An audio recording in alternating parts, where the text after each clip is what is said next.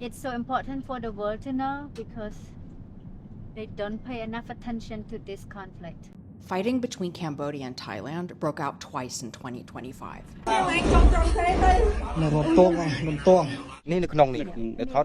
The baby was up here too.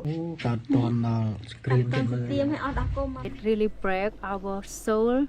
It is our job to take care. Huge pieces of this ancient temple have been brought to the ground.